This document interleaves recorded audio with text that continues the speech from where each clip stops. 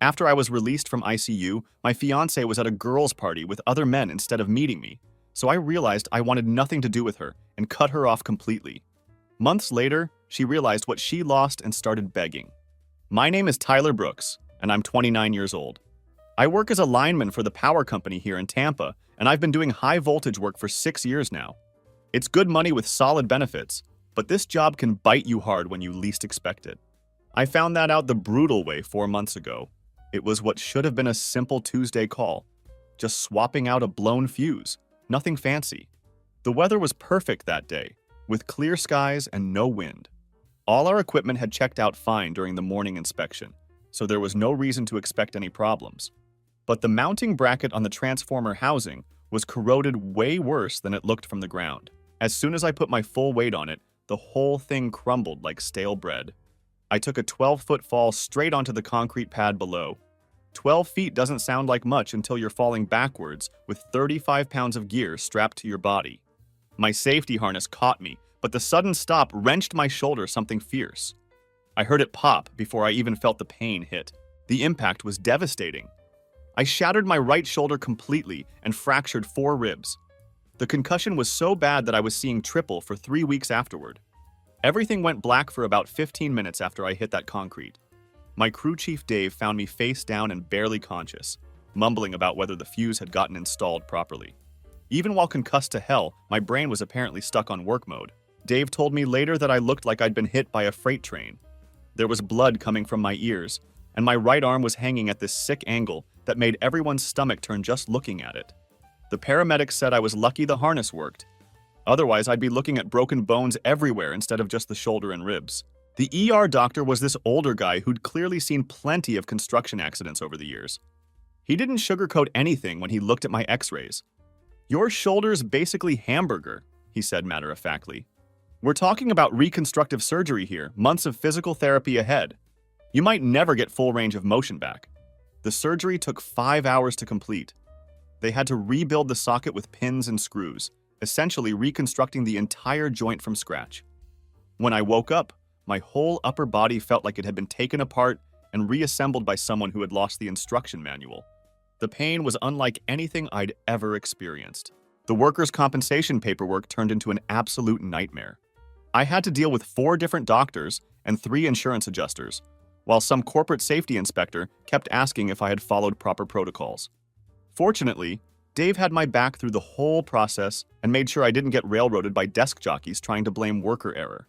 He told me privately that the company had been cutting corners on equipment inspections, and this accident was on them, not me. Before I get into what happened during my recovery, I need to explain the situation with my now ex-fiancée, Casey. We'd been together for 3.5 years, and she was 26 when all this went down. We'd gotten engaged about 7 months before my accident, and on the surface, things seemed decent enough between us. I was making good money as a journeyman lineman, pulling down solid wages, especially with overtime during storm season. Casey, on the other hand, worked part-time doing social media management for some boutique fitness studio, making maybe $22,000 a year if she was lucky. When we decided to move in together 18 months prior, it made financial sense for me to handle the major bills since my credit didn't suck, and I actually had steady, reliable income. Everything was in my name, obviously. The lease on our nice 2-bedroom apartment, all the utilities, her car payment on the Honda CR-V that I'd co-signed for, our cell phone plan, insurance policies, you name it.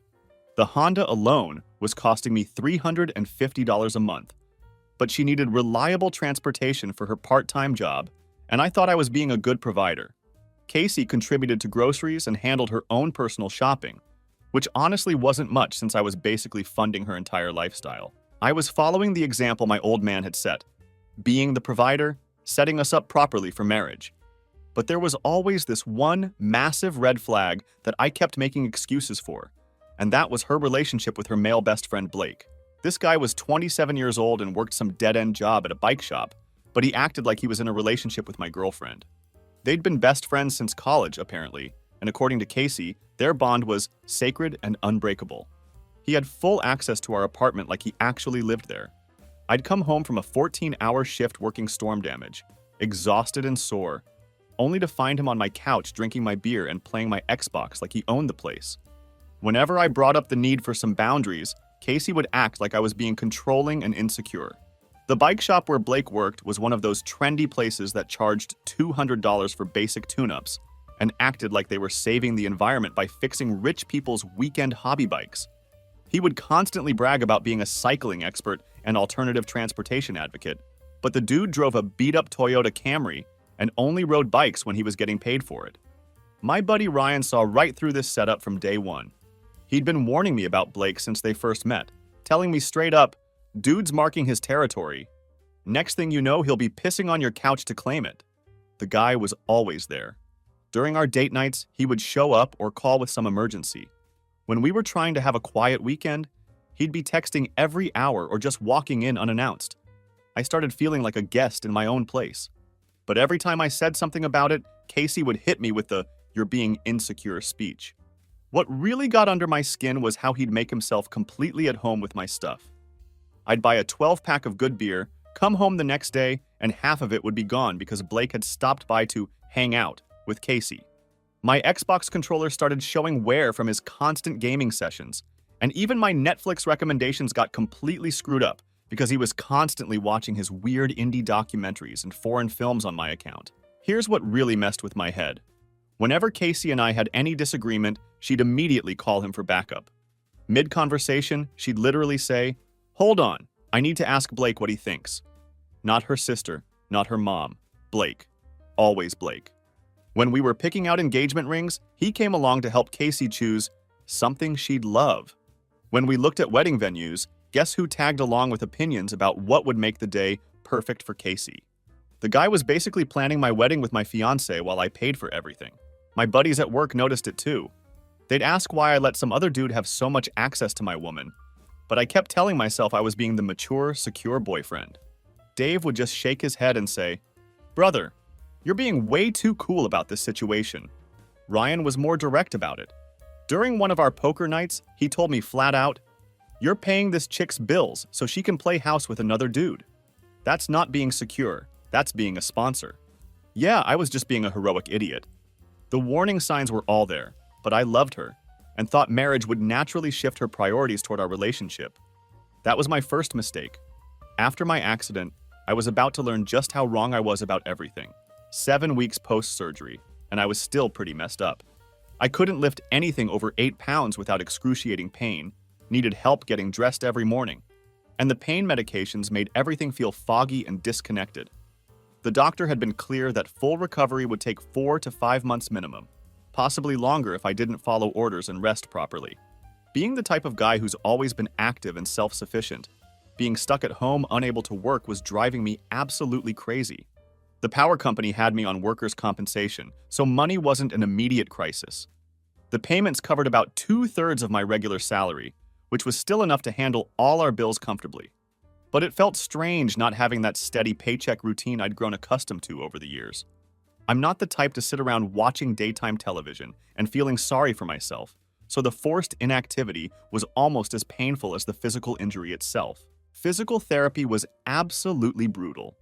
3 times a week, I'd go see this sadistic therapist named Marcus, who would put me through exercises that felt like medieval torture devices.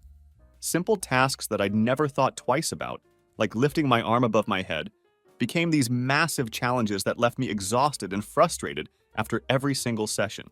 Marcus kept saying, "Pain is just weakness leaving the body," but mostly it just felt like pain being a complete asshole about staying put. "We're rebuilding you from scratch," he'd tell me while manipulating my arm in ways that made me see colors I didn't know existed. The exercises had harmless-sounding names like wall crawls and pendulum swings, but they felt like someone was torturing me with actual medieval tools. Every session was a test of endurance that pushed me to my absolute limits. My crew at work was incredibly supportive throughout this whole ordeal. They'd rotate stopping by the apartment with pizza, beer, and updates on who was screwing up which job sites.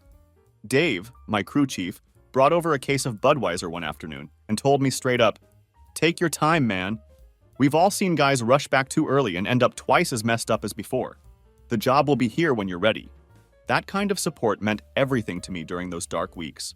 But here's where Casey's true character started showing itself in ways I'd never seen before. Before my accident, she was at least somewhat attentive as a girlfriend. She'd make dinner sometimes, watch movies with me on the couch, and generally act like she wanted to be there sharing a life together. But during my recovery, it was like I became this inconvenient burden she had to deal with rather than the man she was supposed to marry. She'd complain about having to pick up my prescriptions from the pharmacy, sighing dramatically whenever I asked for help with basic stuff like changing bandages or reaching things on high shelves. Instead of being present and supportive, she spent most of her time texting Blake or scrolling through her phone. Meanwhile, Blake was over at our place constantly, supposedly helping out, but really just hanging around while I sat there like a broken spectator in my own life. The prescription runs became this huge drama every single time. She'd act like driving to Walgreens was some massive inconvenience, even though she barely worked and had literally nothing else going on during the day.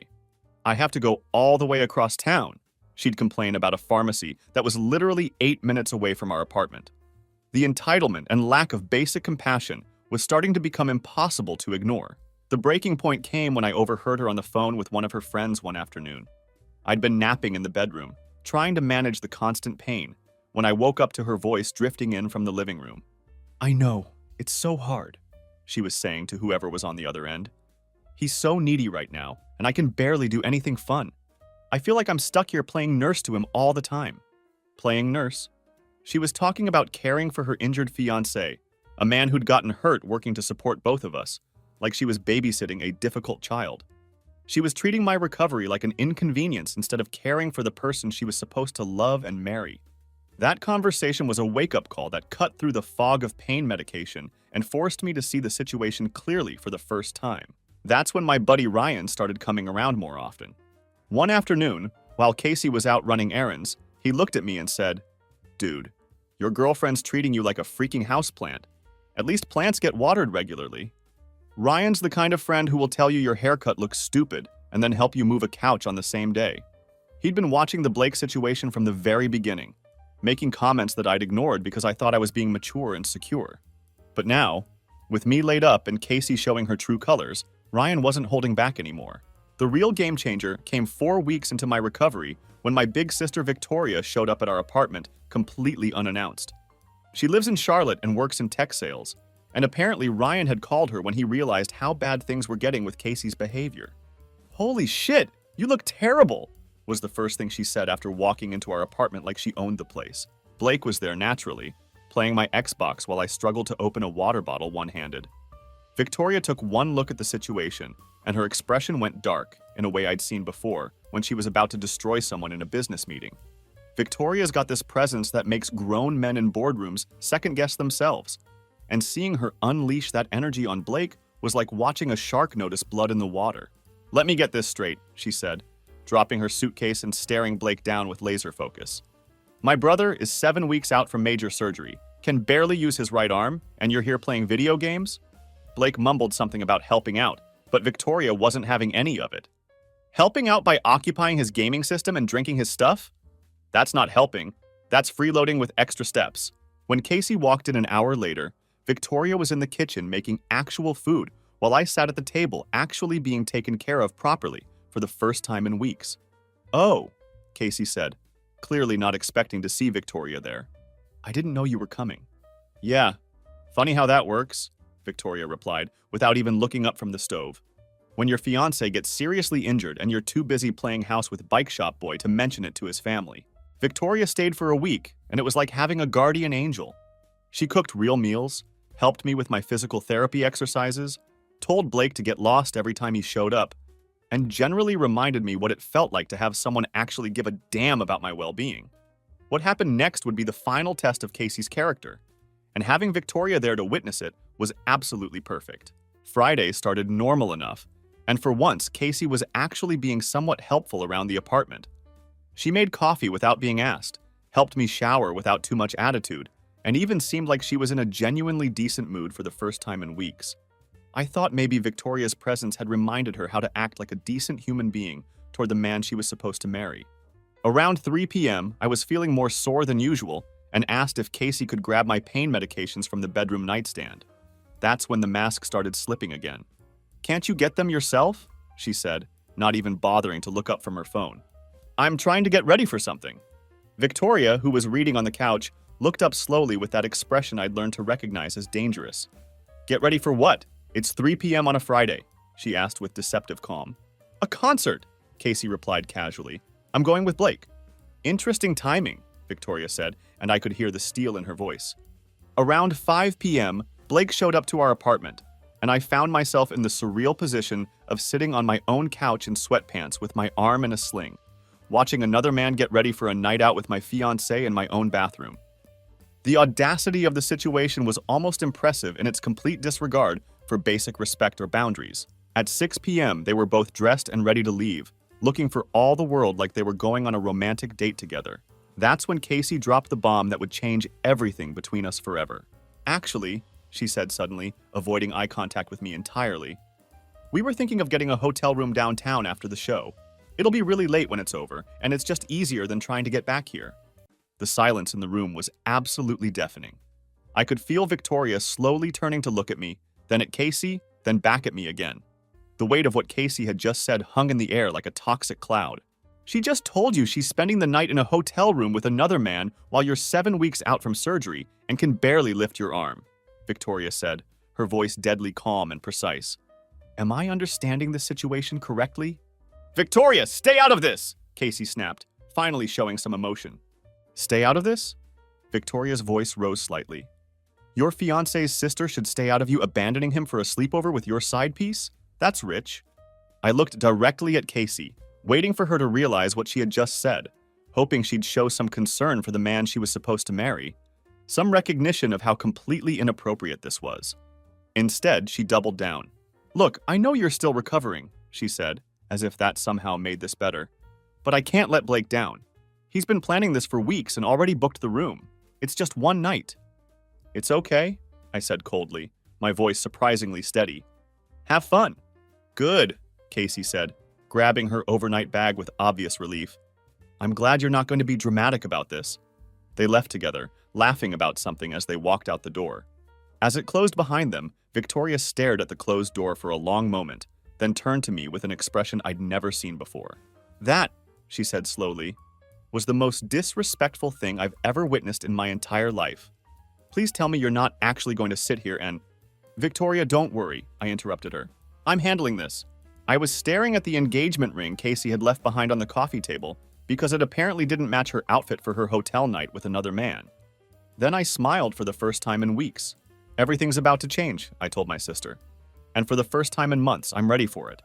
Ryan showed up exactly 45 minutes later, probably summoned by some kind of drama-sensing radar that good friends develop.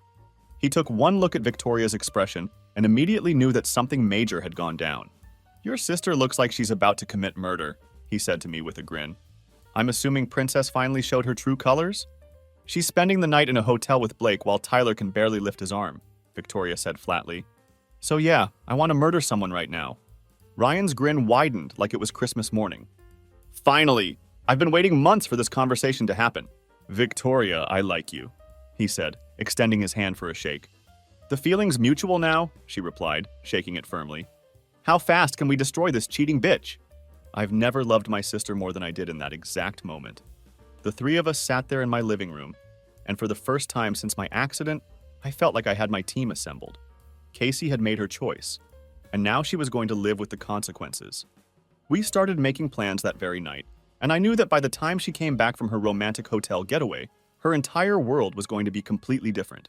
We started with documentation, because Victoria approached this like the corporate strategist she was.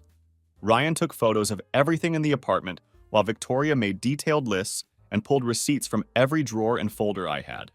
I'm the type of person who keeps records of everything, so we had purchase dates and dollar amounts for basically every major item in the place. Holy shit, Ryan said, flipping through receipts and bank statements. You bought literally everything in this place. What did Princess contribute exactly? Her sparkling personality, mostly complaints, and STD risk, Victoria added, which made Ryan snort with laughter. Victoria was absolutely ruthless in a way that impressed even Ryan, who'd seen his share of breakup drama over the years. She'd worked in corporate sales for years and knew how to systematically dismantle someone's life with paperwork and phone calls. Watching her work was like seeing a master craftsman use the perfect tool for every single job. I started with the passwords, which was the foundation of our digital Scorched Earth campaign. Netflix, Hulu, Spotify, Amazon Prime, all of it had to go. I had Victoria change every single password while I dictated the new ones. Streaming services, social media accounts where I was logged in on her devices, online banking, even the damn Wi-Fi password. While she handled the digital warfare, Ryan and I focused on the physical aspects of Casey's upcoming reality check. The apartment lease was going to be the big power move. Since it was solely in my name, I had significantly more options than Casey probably realized. Ryan pulled out his phone and called his cousin Danny, who worked in property management. "Yeah, I need you to walk me through tenant eviction procedures," he said. Hypothetically speaking, if someone wanted to remove an unauthorized occupant who's been cheating, the conversation was incredibly educational. It turned out that since Casey wasn't on the lease and hadn't established legal tenancy, no official mail in her name, no utility bills, no legal documentation proving residence, she was basically just a guest who'd overstayed her welcome. Danny explained the process step by step. "This eviction notice is a work of art," Victoria said, reading over the legal document we'd drafted with Danny's guidance. "Professional, thorough, and absolutely devastating. She's going to lose her mind when she sees this." But the real masterpiece was canceling the wedding. Victoria took point on this operation, using her corporate experience to negotiate with vendors and venues. "I explained the situation professionally," she reported after an hour of phone calls. Most of them were surprisingly sympathetic. Apparently, brides abandoning injured grooms isn't common enough for vendors to be jaded about it.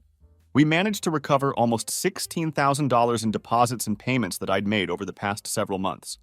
Victoria documented everything meticulously for the demand letter she was already planning to send Casey for reimbursement of shared expenses. The venue manager was surprisingly cool about the whole situation. "Son, I've been doing this for 18 years, he told me over the phone. "I can spot a disaster wedding from a mile away. You dodging this bullet is probably the best thing that could happen to you." Ryan helped me pack everything that belonged to me, while Victoria coordinated the entire operation like a general planning a military campaign. We worked systematically through every room, separating my belongings from Casey's, making sure nothing of value got left behind. "Oh, look, she left her engagement ring," Ryan said, finding it on the dresser where she'd abandoned it because it didn't match her hotel outfit. "Pack it," I said without hesitation. "That's going back along with a bill for everything else." Ryan loaded all of Casey's belongings into garbage bags and boxes, while Victoria called a locksmith to come change the locks on the apartment. "This is the most fun I've had since college," Victoria said, as we tested the new keys to make sure everything worked properly.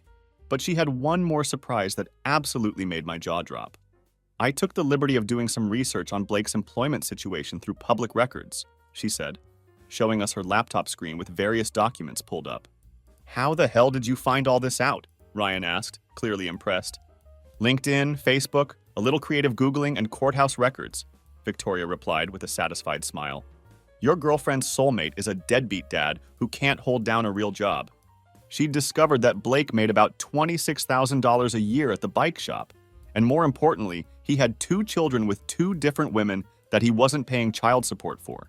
There were 2 different cases in family court showing Blake consistently behind on his payments, and one of the baby mamas had even posted public complaints about him on social media. This should be very interesting when reality hits, Victoria said, saving screenshots of everything she'd found. The child support information was pure gold. It painted a complete picture of exactly the kind of man Casey had chosen over me. Someone who couldn't handle basic adult responsibilities and abandoned his own children when things got difficult. We headed to my parents' place, where Victoria had already arranged for me to stay while things got sorted out. My parents had never really loved Casey anyway, though they'd always been polite about it for my sake. "You know what the best part is?" Victoria said, as we unloaded my stuff at my parents' house. "She thinks she won tonight. She got her night with Blake, proved she could do whatever she wanted, and now she gets to learn what life looks like without someone else paying for everything." Ryan raised his beer in a toast. "To Victoria, the sister I never had but always wanted." "To Tyler for finally growing a backbone," Victoria replied, clinking her bottle against ours. The real fireworks were about to start, and we had front row seats to watch Casey's world completely implode. Saturday was blissfully quiet as we prepared for what we all knew was coming. Victoria even delayed her flight back to Charlotte so she could witness the aftermath personally. We spent the day at my parents' house, eating my mom's cooking and fine-tuning our strategy for the inevitable explosion that was headed our way. My parents were being surprisingly cool about the whole situation. Dad just said, "About time," When I explained what had happened, while Mom started making up the guest room like I was coming home from college again. They'd never really loved Casey anyway, though they'd always been polite about it for my sake. Now they didn't have to pretend anymore. The explosion started Sunday afternoon, and it was everything we'd hoped for and more. The first message came around 2 p.m., and I could practically hear the confusion in her text. "Tyler, I'm back at the apartment and I can't get in. Did you change the locks? And my phone isn't working properly. What's going on? Call me." "Oh, this is just the appetizer," Victoria said, cracking open a beer at 2:30 p.m. like she was settling in for a show. Wait until she realizes the full scope of this situation. An hour later, the tone of Casey's messages shifted dramatically. She was clearly starting to panic as the reality of her situation began to dawn on her. "This isn't funny. I had to borrow Blake's phone to message you because my credit card was declined at lunch and it was embarrassing. There's some official-looking paper on the counter that I don't understand. You need to call me right now."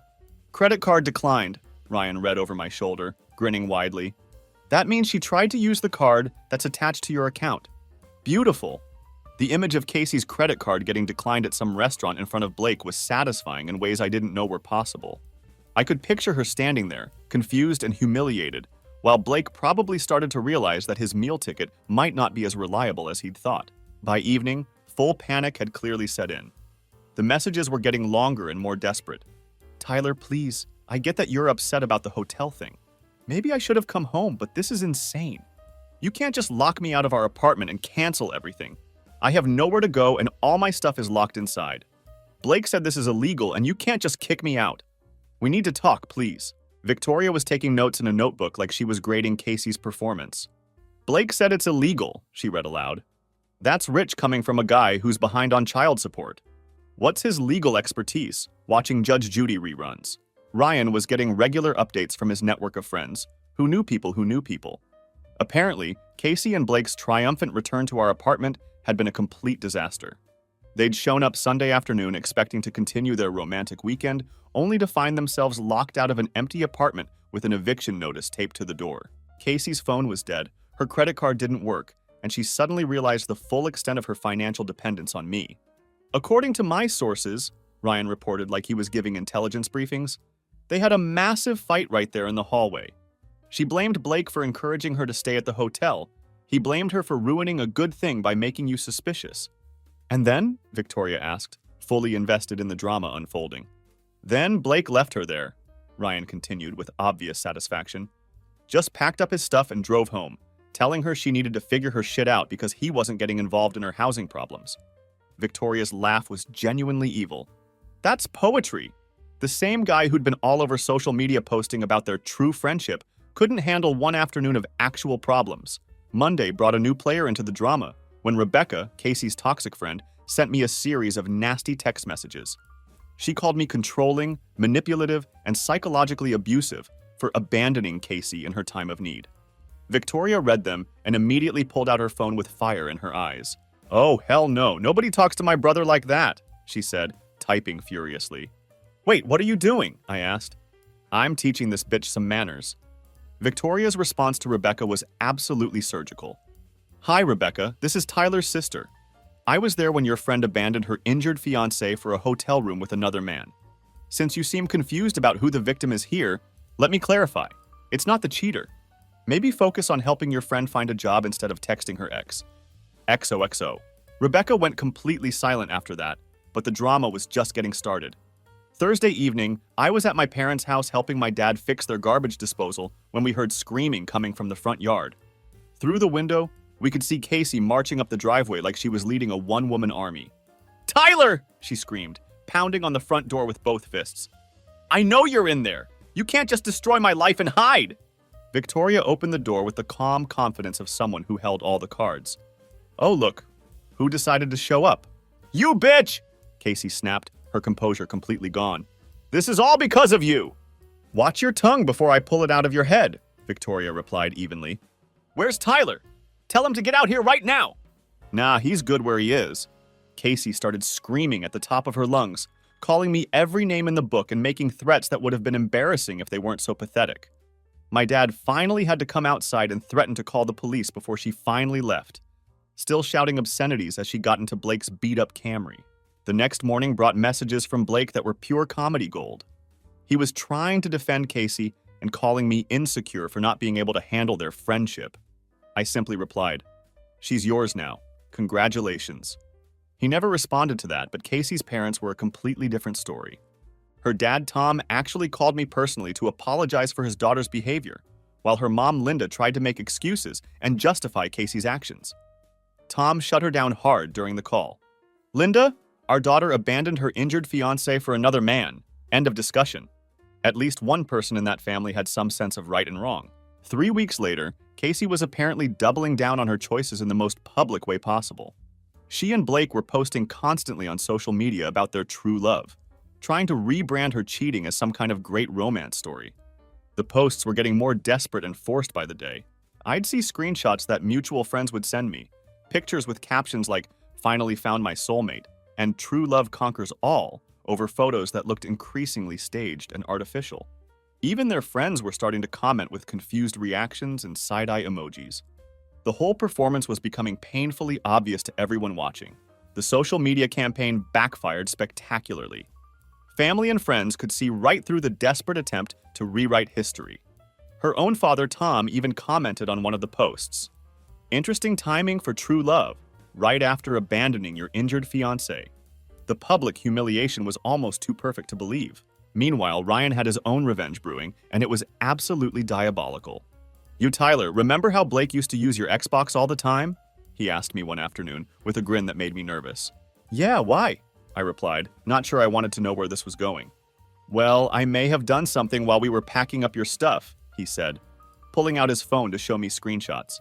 "I logged into your Xbox Live account on his profile and bought about $700 worth of games and DLC. "Ryan, what the hell?" I said, though I was already starting to laugh. "Relax. I used her credit card information that was saved on your account," he explained with obvious pride in his creativity. He'd used Casey's saved credit card information to purchase about $700 worth of games and subscriptions for Blake's gaming accounts. These were charges that would keep hitting her card for months until she figured out how to stop them. The beauty of it was that Blake would lose access to all the games when I eventually changed my account passwords. "You're evil," I said, but I was laughing too hard to be serious about it. "I prefer creative," Ryan replied with satisfaction. Meanwhile, my own life was actually getting back on track in ways I hadn't expected. The shoulder was healing faster than the doctors had initially predicted, which was encouraging news after months of uncertainty. Marcus, my physical therapist, was genuinely impressed with my progress and had started pushing me harder during our sessions. "Most guys your age would still be whining about lifting a coffee cup," he said during one particularly intense session. "You're ready to get back to real work." By week 11, I was cleared for light duty, which felt like a major victory. Dave called me personally with the news that a desk job had opened up in dispatch. Same pay, easier hours, and a perfect transition back to full field work once I was completely cleared. The timing couldn't have been better. I mean, couldn't have.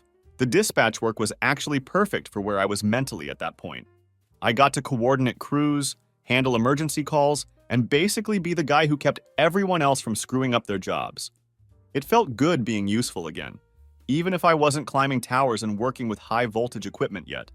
Being back in the work environment with my crew reminded me of who I was outside of the toxic relationship I'd been trapped in. House hunting became my new obsession. After years of renting and basically subsidizing someone else's lifestyle, the idea of building actual equity was intoxicating. My credit was solid, I had decent savings, and the real estate market was finally showing some properties in my price range that weren't complete disasters. I found a 1,300 square foot ranch house in a decent neighborhood.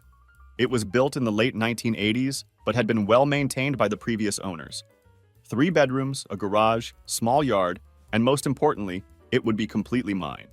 Every mortgage payment would go towards something I actually owned instead of funding someone else's lifestyle choices. Ryan helped me move into the new house and immediately claimed the second bedroom as his crash pad for whenever his girlfriend kicked him out during their inevitable fights.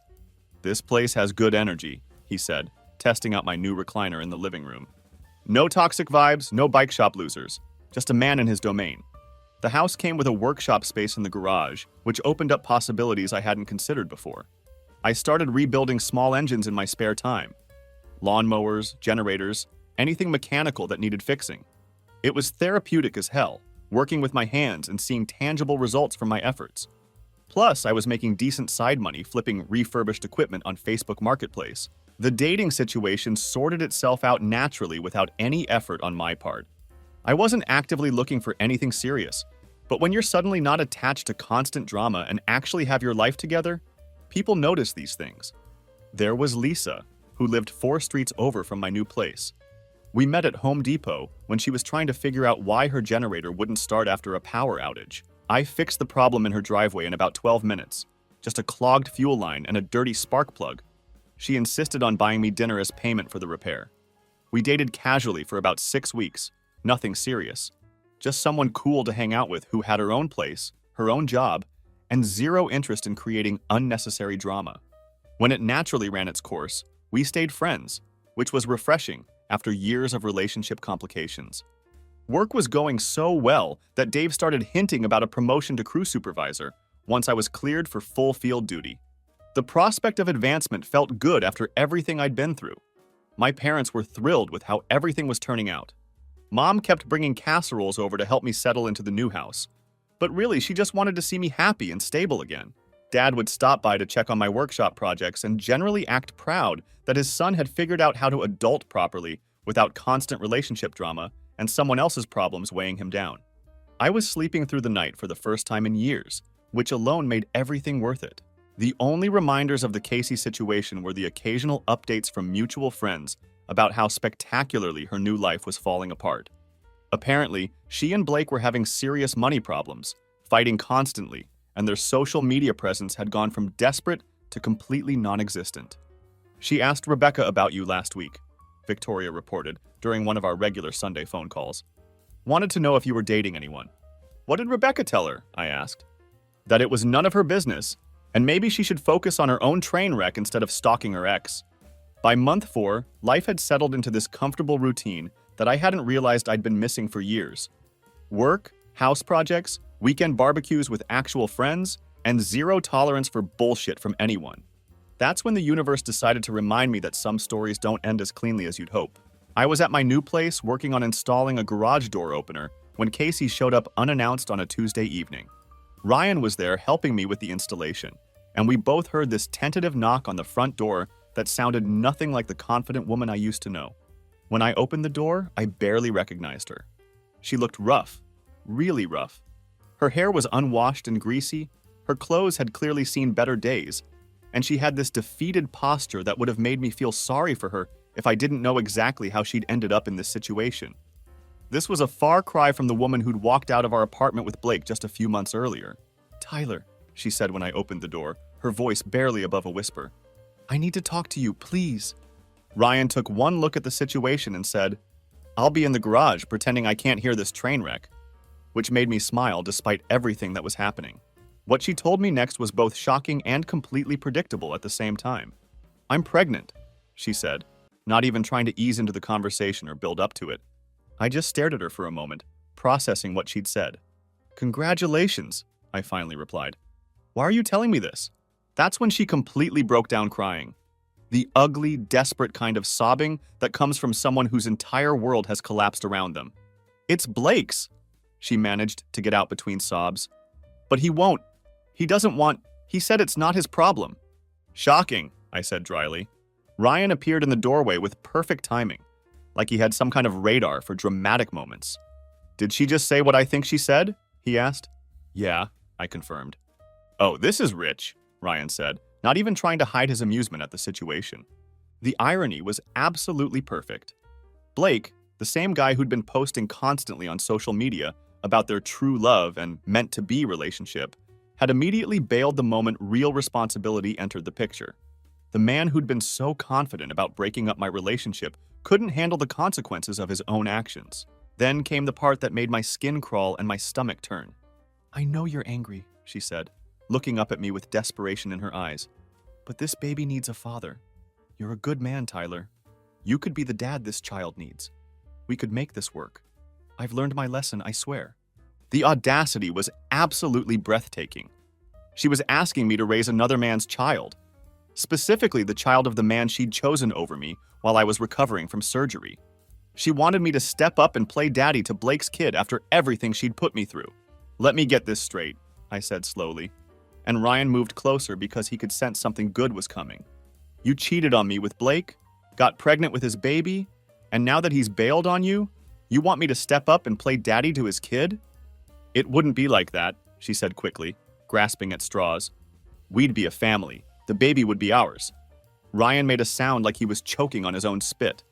Lady, you've got some serious freaking balls. I'll give you that, he said with genuine amazement. She'd abandoned me at my lowest point for Blake, spent months posting about their perfect relationship on social media, and now that he'd proven to be exactly the deadbeat everyone knew he was, she wanted me to clean up the mess. The entitlement was staggering. How far along? I asked, more out of morbid curiosity than anything else. 5 months, she whispered. That meant she'd gotten pregnant right around the time she was posting those soulmate photos with Blake, while I was dealing with the aftermath of their betrayal and trying to rebuild my life. They'd been busy creating this new problem while I was learning to function with a reconstructed shoulder. Nope, I said simply, without any hesitation or doubt. Please, Tyler, she begged, tears streaming down her face. I have nothing. Rebecca kicked me out because I can't pay rent. I'm sleeping in my car. I have nowhere to go and no way to take care of a baby. You made your bed, I said coldly. Literally in that hotel room. Now you get to lie in it. But the baby, she started. Is not my responsibility, I finished firmly. Call Blake. Ryan stepped forward with that protective energy that good friends have. I think it's time for you to leave, he said, making it clear that this conversation was over. She looked at both of us, seemed to realize that no amount of begging or manipulation was going to work this time, and finally showed some dignity by walking away without another word. It was the first time I'd seen her accept responsibility for her choices without trying to blame someone else. After she left, Ryan and I sat on my porch with a couple of beers, processing what had just happened. Dude, that's not even karma, Ryan said, shaking his head in disbelief. That's just natural selection working exactly as intended. I called Victoria that night to tell her what had happened. Her response was immediate and perfect. Wait, she said, and I could hear her laughing already. The same Blake who was her soulmate and true love just abandoned her when she got pregnant? Yep, I confirmed. Victoria was quiet for a moment, then started laughing harder. Tyler, this is the most beautiful ending I've ever heard. She literally got everything she chose and nothing she wanted. The poetic justice was incredible. Casey had gambled everything on Blake being a better choice than me, and reality had called her bluff in the most definitive way possible. She'd traded a stable relationship with a man who loved her for an affair with a deadbeat who couldn't handle responsibility when it mattered. According to what I heard through mutual friends afterward, she'd moved back in with her parents and was working 2 jobs to support herself and prepare for the baby. Blake had apparently moved to another city because he wanted nothing to do with either of them. The true love posts had completely disappeared from social media, replaced by the harsh reality of single motherhood and financial struggle. As for me, I was doing better than ever. The house was perfect, work was going great, and I'd started dating someone new who actually had her life together. Victoria visited regularly, Ryan was still my wingman for life, and my life had become exactly what I'd always wanted it to be. Just without the dead weight I'd been carrying for 3.5 years. Sometimes the trash really does take itself out, and the universe has a way of making sure people get exactly what they deserve. Edit. Some of you asked about Ryan's Xbox revenge, so I'll give you the full details of his masterpiece. The charges from Ryan's Xbox scheme totaled about $700 over 4 months before Casey finally figured out how to stop them. It was a slow burn of financial torture that kept hitting her credit card statement month after month. Blake completely lost his mind when he realized all his games had disappeared from his profile when I changed my account passwords. Imagine Blake's confusion when he went to play his favorite games one day, only to discover that everything had vanished from his library. All those expensive games and downloadable content that he'd been enjoying for months were suddenly gone, and he had no idea why. Meanwhile, Casey was getting charged for gaming content she didn't even know existed. They had a massive fight about it when the credit card statements started showing the Xbox charges. Blake accused Casey of being irresponsible with money, while she had no idea what the charges were even for. The whole thing probably contributed to him bouncing when she got pregnant, because their relationship was already strained from financial problems and constant arguments. Ryan still considers it his absolute masterpiece of petty revenge. The gift that kept on giving, he calls it. And honestly, I have to agree. The beauty was in its simplicity. Blake got to enjoy the games for months, thinking he was getting something for free, only to have it all ripped away while Casey paid the price the entire time. As for how everything turned out in the end, last I heard through mutual friends, Casey had moved back in with her parents in the suburbs. She was working 2 jobs, one at a retail store during the day and another at a restaurant in the evenings, trying to save money for when the baby arrived. The Instagram lifestyle she'd been living on my dime was completely gone, replaced by the harsh reality of actually having to support herself. Blake had moved to another city about 2 hours away, claiming he needed a fresh start, but really just running away from his responsibilities. He wanted absolutely nothing to do with Casey or the baby, which surprised exactly no one who had been paying attention to his character. The guy who couldn't even pay child support for his existing kids wasn't about to step up for a new one. The true love posts had completely disappeared from both of their social media accounts. Casey's Instagram went from constant couple photos and inspirational quotes about soulmates to mostly just pictures of food and generic motivational memes. The fairy tale romance she'd tried to sell to the world had evaporated along with Blake's interest in playing house. Meanwhile, my life had become everything I'd always wanted it to be, just without the dead weight I'd been carrying around for 3.5 years. The house was perfect. I'd finished most of the renovation projects and had turned it into exactly the kind of place I'd always envisioned. Work was going exceptionally well, and I'd gotten that promotion to crew supervisor that Dave had been hinting about. I was dating someone new, a nurse named Jessica who worked at the same hospital where I'd had my surgery. We'd met at a coffee shop near the medical center, and she was everything Casey wasn't. Independent, financially stable, emotionally mature, and completely uninterested in creating unnecessary drama. She had her own place, her own car, her own life, and genuinely seemed to enjoy spending time with me, rather than just enjoying the benefits I could provide. Victoria still visited regularly, usually timing her trips to coincide with major sporting events so we could watch games together and catch up on family gossip. She'd become something of a legend among my friends for her role in dismantling Casey's life so efficiently. Ryan still brought up the locksmith incident at parties, telling people about the time my sister orchestrated the perfect revenge. Ryan remained my wingman for life, though he'd gotten more serious with his girlfriend and wasn't crashing at my place as often. We still had our weekly poker games, and he never missed an opportunity to remind me how much better my life had become without Casey's constant drama and financial drain. My parents were thrilled with how everything had turned out. Dad would stop by regularly to check on my workshop projects and offer unsolicited advice about home improvement. Mom had finally stopped asking when I was going to settle down again, apparently satisfied that I'd learned my lesson about choosing partners more carefully.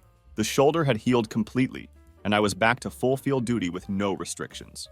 Marcus, my physical therapist, had declared my recovery one of his success stories, though he still reminded me to keep up with the maintenance exercises to prevent future problems. Sometimes I'd run into people who knew Casey, and they'd ask how she was doing with obvious curiosity about the drama they'd witnessed on social media. I'd just say she was fine and change the subject. There was no point in rehashing the details or talking badly about her. Her choices had spoken loudly enough on their own. The whole experience taught me some valuable lessons about red flags, boundaries, and the importance of surrounding yourself with people who actually have your back when things get difficult.